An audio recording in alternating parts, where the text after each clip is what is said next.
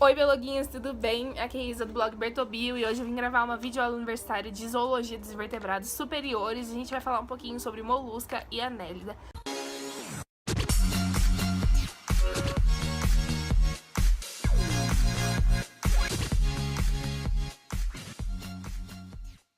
Falando um pouco correndo, queria pedir desculpa pra vocês, mas mais uma vez eu deixei acumular a videoaula. Tá muito difícil, minha vida tá muito corrida. Eu ainda vou gravar um vídeo explicando melhor as coisas pra vocês, mas eu uni tudo num vídeo só, então vai ser aquele tipo de vídeo revisão que vai ser longo mesmo. Eu tive feedback bem positivo sobre o vídeo de parasitologia, que eu fiz isso de juntar tudo num vídeo só, então eu resolvi fazer de novo para zoologia. Não é uma coisa que eu curto muito fazer, porque me dá muito trabalho pra editar e tudo mais. Inclusive eu queria agradecer a minha amiga que tá editando esse vídeo pra mim, porque eu não tenho tempo e ela tá editando. Mas, enfim, se vocês gostarem desse tipo de vídeo, eu posso tentar adaptar minha rotina pra gravar sempre, assim, um pouco antes da prova e juntar todo o conteúdo num vídeo só, tá bom? Então me deixem aqui, me mandem no Biologia para a Vida lá no Instagram, enfim, me deem um sinal do que vocês gostam. Então vamos lá, eu vou começar com molusca. Hoje a gente vai falar das três principais classes de molusca, que é gastrópoda, cefalópoda e bivalvia. Eu vou começar com gastrópoda, e é importante dizer que eu vou destacar aqui nesse vídeo os pontos mais importantes de cada classe. Não vai dar pra falar de tudo, tem coisa que é muito igual de uma classe pra outra, é muito parecido com um ancestral hipotético, então eu não vejo necessidade de ficar fixando, de ficar batendo na mesma tecla com vocês. Quando eu não falo de alguma coisa, é porque não tem novidades sobre aquilo. Então se eu não tô falando do trato digestivo, é porque não tem novidades sobre aquilo, tá? Então vamos lá. Gastrópoda é a classe que agrupa as lesmas, caracóis, caramujos. Então a gente conhece muito bem esses animais. E esse grupo apresenta 3 sinapomorfias. Então a gente vai falar das 3 sinapomorfias, que são as partes mais importantes. Tô aqui com a minha colinha porque eu também sou filha de Deus. A primeira sinapomorfia é o desenvolvimento da cabeça, tá? Então, esse grupo apresenta uma cabeça que contém a boca, tentáculos e contém olhos. Em cada tentáculo eu tenho um olhinho. Outra sinapomorfia do grupo é a espiralização da concha. O que é a espiralização da concha? Basicamente, é um fenômeno que ocorre para tentar adaptar a concha para o animal conseguir explorar novos ambientes. Calma que você já vai entender. Lembra que no ancestral hipotético a gente tinha a concha que a gente denominava de escudo dorsal? Essa concha limitava um pouco o animal a um ambiente rochoso, tendo em vista que ela só protegia a parte dorsal do animal, a outra parte ficava totalmente ali pro meio.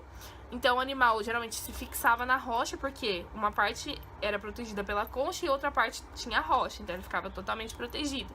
Só que isso limitava muito o ambiente dele, então ele só ficava nesse tipo de local.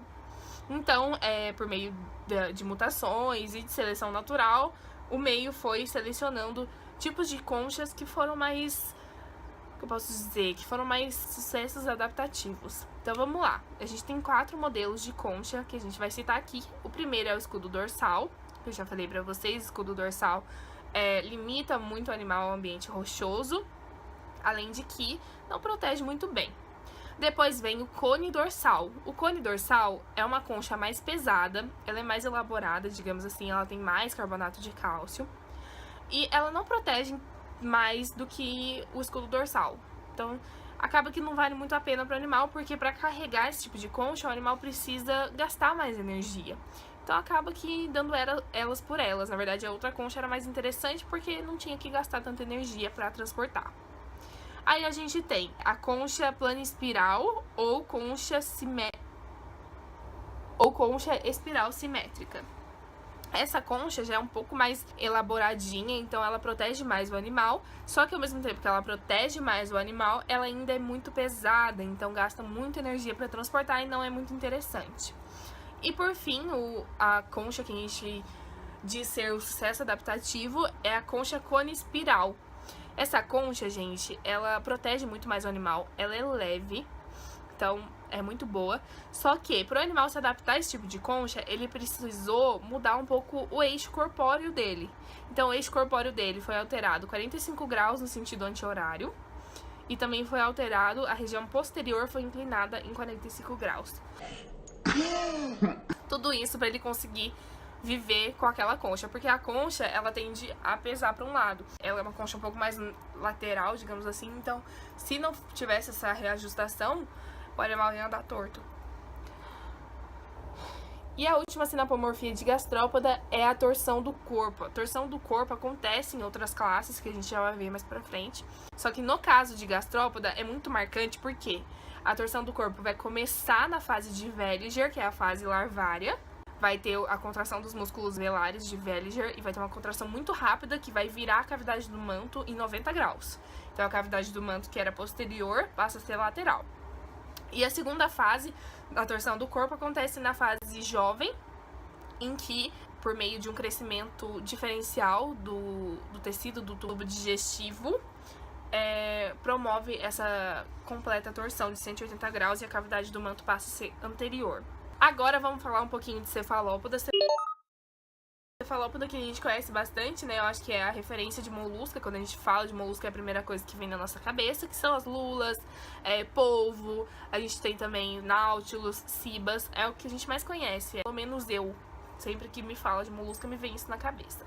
Esses animais, eles vão apresentar o pé muscular modificado em funil. Eles apresentam braços, apresentam tentáculos. Eles têm 3 corações. Então, o que ensinam lá no Nemo, sabe? No filme do Nemo, tá certo. Ou é da Dory, não lembro. Mas tá certo. O polvo, a lula, enfim, tem 3 corações. Sendo 2 branquiais e 1 sistêmico. 2 para as brânquias e 1 que é pro corpo inteiro. A cavidade do manto desses animais é anterior, o que sugere, o que nos diz, basicamente, que houve uma torção do corpo, assim como houve em gastrópoda. Só que a diferença da torção do corpo de cefalópoda para a torção de gastrópoda, é que a torção de cefalópoda é um fenômeno embrionário. Então, ocorre tudo ali na fase embrionária. Então, o animal já sai pronto. Eles vão se locomover por movimentos metacronais realizados pelas nadadeiras e também por jato-propulsão, que é a mesma coisa que os quinidários faziam. Então, não sei se vocês lembram quando a gente estudou quinidária, a gente falou desse jato-propulsão, que basicamente a água é lançada para um lado, o animal ele é lançado para o outro, né, para o sentido oposto. Então, a água vai para cá, o animal vai para cá. Esses animais, eles apresentam uma glândula de tinta, ou simplesmente tinta, que é para defesa, para predação. E o polvo, ele apresenta um bico córneo, que é um par de mandíbulas quitinosas que são adaptados para triturar e para rasgar o alimento. O que chama muita atenção nessa classe é o sistema nervoso. Eles apresentam um gânglio cerebral, a gente pode chamar de cérebro, mas assim, mais aceitável é gânglio cerebral. E o que chama muita atenção é que eles apresentam um par de neurônios estrelados. Esses neurônios estrelados, até tudo indica, assim, que basicamente é o que torna eles tão diferentes das outras classes. Eles são animais profundamente estudados quanto à memória, quanto à inteligência. Eles têm um sistema nervoso extremamente diferenciado dos outros animais. Quanto à reprodução, eles são dioicos, em grande maioria, realizam fecundação interna. O desenvolvimento é direto. Então a gente pode fazer um link, né? Basicamente, a torção do corpo não ocorre na fase larval, também pode ser porque não tem fase larval, não é mesmo? Então, o desenvolvimento desses animais é direto e geralmente ocorre a morte do adulto. Então, vamos supor, a gente tá falando de polvo. O polvo vai lá, tem os filhotes, né, a prole, e ele morre. Por que ele morre? Uma hipótese que tenta explicar o porquê dessa morte é que, aos animaizinhos nascerem, o polvo que deu origem àqueles animais, ele sofre a ação de um hormônio que chama hormônio da saciedade. Então ele acaba morrendo desnutrido, porque ele para de comer, porque ele está sempre saciado, então pra ele tá tudo sempre ok, só que na real não tá. Então ele acaba morrendo de fome, de desnutrição. E isso se dá como um cuidado parental, se a gente pode chamar assim. É basicamente para evitar a competição entre pais e filhos, né? Porque ambos se alimentam da mesma coisa, então ambos iam competir. E quando a gente tem uma competição de um bebê com competição da mãe ou do pai, imagina, o bebê não sabe fazer muitas coisas ainda, é pequeno, a mãe é grande, consegue fazer muitas coisas, então a mãe sempre vai ganhar, ou o pai. Então, para diminuir aí essa competição, o pai e a mãe polvo morrem. E aí, dentro de cefalópoda, a gente tem dois grupos, a gente separa em dois grupos, os ectococleados e os endococleados.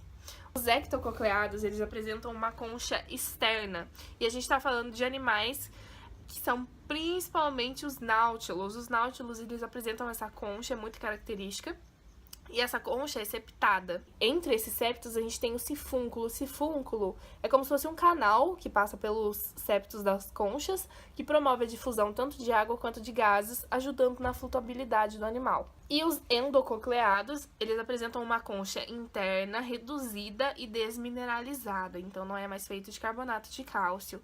E é o caso de muitos animais que a gente conhece, lula, o polvo, enfim, todos eles não apresentam uma concha externa, né? A gente não consegue ver aquela estrutura mesmo que a gente olha e fala, nossa, é uma concha. A lula, se vocês já tiveram oportunidade de abrir uma lula, tipo de secar mesmo, vocês viram que tem um negocinho que parece um vidro, assim, um negócio bem fino, que chama pena. Pena é essa concha modificada nas lulas. Agora vamos pra biválvia, que esse vídeo já tá ficando longo, meu Deus do céu. Biválvia apresenta algumas sinapomorfias também, e a principal que a gente pode falar, que é muito ligada ao nome, é a concha com duas valvas que são articuladas dorsalmente. Essas valvas, elas promovem a abertura e o fechamento das conchas. Quando a gente pensa em biválvia, um exemplo muito, assim, que eu acho que todo mundo vai se ligar é a ostra, tá? Então ela tem aquela conchinha básica. Essa concha, né, essa estrutura que vai proteger o animal, ela apresenta linhas de crescimento, apresenta o umbo, que é a protoconcha, que é presente em Welliger. Se você não viu meu vídeo sobre ancestral hipotético, vai lá que eu falo sobre isso. Mas Welliger é a fase larval que já apresenta uma protoconcha, que é como se fosse uma concha bem pequenininha que ainda vai se desenvolver. Também apresenta ligamentos musculares. Para a concha abrir, o que precisa acontecer? Precisa acontecer uma contração do músculo externo da concha e precisa haver um relaxamento tanto do músculo adutor quanto do músculo interno da concha. Então, aqui força, ó, aqui, ó, essa parte minha vai forçar, isso aqui. Então, vai promover a abertura. Para fechar, eu preciso estar com isso aqui relaxado para conseguir fechar de volta, ó. Então, é um movimento, assim, bem lógico, a gente não precisa decorar, é só lembrar, né? Para abrir, eu preciso de uma força aqui, que para fechar eu não preciso. A concha ela é constituída de 3 camadas. A gente tem o periostraco, a gente tem a camada calcária e a gente tem a camada que chama nacarada, que é a parte madrepérola da concha, que é muito bonita. Esse grupo tem como sinapomorfia também a rádula ausente. Então, todos os grupos anteriores a gente tinha rádula. Não precisei nem falar pra vocês, porque é uma sinapomorfia de molusca ter rádula. Só que esse grupo em específico, o grupo biválvia, a sinapomorfia é não ter rádula. Então, eles são os únicos animais dentro desse filo que não possuem. E eles são comprimidos lateralmente. E isso acontece porque eles são organismos, em essência, escavadores. Então, eles precisam ter essa compressão. Então, eles são assim, fininhos, fechadinhos e tudo mais, para conseguir escavar com maior facilidade. Falando em escavação, eles apresentam brânquias modificadas, que é para escavação, é para ajudar na escavação. As brânquias desses animais apresentam cílios, que ajudam na limpeza, né? Porque você imagina, se o animal vive na areia, todo momento tá entupindo as brânquias, então ele precisa estar constantemente limpando, e também para obtenção de alimento. Então esses cílios são muito importantes porque eles ajudam ali na hora de pegar o alimento. Falando em escavação agora de verdade, eu achei que eu ia falar antes, mas me enganei. Falando agora em escavação, a gente tem um mecanismo escavador, que depois que a gente entende isso, a gente entende qualquer coisa de biválvia, que é a parte mais importante. O primeiro ponto que acontece quando vai ocorrer o mecanismo de escavação é a abertura das válvulas. Então, as válvulas que estão fechadinhas, elas vão abrir. Elas vão abrir porque o músculo externo contraiu e o músculo adutor e o músculo interno relaxou. Então, abriu a válvula. A partir do momento que abriu a válvula, aqui dentro a gente tem um sifão inalante, um sifão exalante. Por meio do sifão exalante sai um jato de água. Esse jato de água, a partir do momento que ele acabou, a válvula fecha de novo. Quando a válvula fecha, o músculo protrator projeta o pé muscular para fora da concha desses animais. E há um aumento da corrente sanguínea nesse pé muscular, fazendo com que ele aumente de tamanho. A partir do momento que esse pé muscular aumenta de tamanho, ele ancora na areia. E por meio da contração dos músculos protratores, o animal consegue ser puxado para baixo, a concha consegue ser puxada para baixo. O quanto o animal vai escavar depende do tamanho do sifão inalante dele. Porque imagina, ele é escavador, mas ele precisa estar em contato com a água. Então, o que fica em contato com a água é o sifão inalante. O animal pode escavar o quanto ele quiser, contanto que o sifão inalante esteja para fora.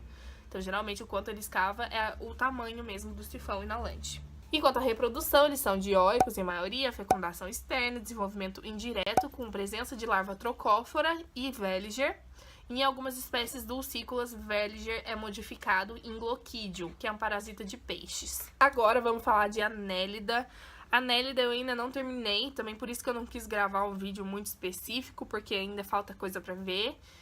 Principalmente sobre clitelata, então eu não conseguiria vir aqui trazer um vídeo completão pra vocês. Então vamos lá. Oh, wow. I am disgusted.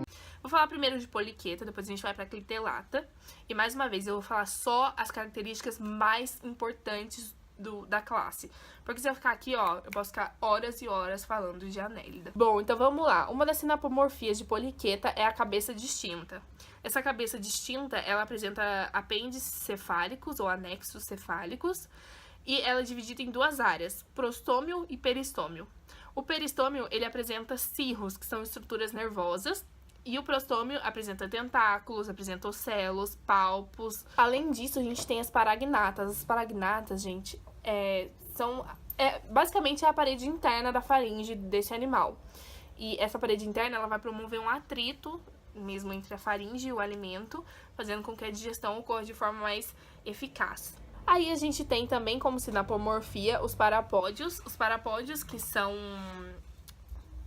projeções laterais dos metâmeros. Então lembra sempre, a Annelida, ele é com corpo segmentadinho. São vermes segmentados, que a gente chama vermes. Então eles têm como se fosse um monte de anelzinho, assim, um do lado do outro. Cada anelzinho tem um parapódio. E esse parapódio também, ele é dividido em duas partes, né? Então, a gente tem o notopódio. O notopódio que é variável, em algumas espécies ele nem tá presente. E o neuropódio, que é conservativo, então ele sempre tá lá. E entre essas duas áreas, a gente tem cerdas. Cerdas essas que são estruturas epidérmicas, que são produzidas pelos sacos setíferos. O sistema nefridial nesses animais é muito importante porque é aqui que ele surge. Então, a gente tem aqui, o primeiro momento, um sistema nefridial mais desenvolvido. Antes a gente falava de protonefrídeos, agora a gente já fala de nefrídeos. Então, já teve aí uma caminhada, uma especialização desse sistema. O sistema nefridial, ele é dividido em três partes, digamos assim. A gente tem o nefróstoma. O nefróstoma é uma abertura que tem contato direto com o celoma. O celoma, ele vai conter substâncias exocitadas de células, né? Então, o resíduo de célula que foi jogado ali. E aí, por meio dessa abertura do nefróstoma, vai ocorrer um processo chamado ultrafiltração. E esse processo, ele vai fazer uma filtração de moléculas de peso molecular baixo. Então, vai formar o filtrado inicial, que basicamente é um líquido que tem moléculas de peso molecular baixo. Esse filtrado inicial, ele vai percorrer os nefrídeos, que é um sistema de túbulos ligados principalmente a capilares arteriais. Esses capilares arteriais, eles vão realizar a reabsorção de água e de nutrientes. E depois, por fim, a gente tem o nefridioporo, que continua o mesmo, que é por onde vai sair, por onde vai ser eliminado a amônia. Então, dito isso de poliqueta, né, que são as principais coisas aí que a gente pode citar, sistema nefridial não é uma sinapomorfia, tá? Nem tudo que eu tô falando, gente, que eu tô citando de mais importante das classes, são sinapomorfias. O que são sinapomorfias, eu tô falando que são sinapomorfias, tá?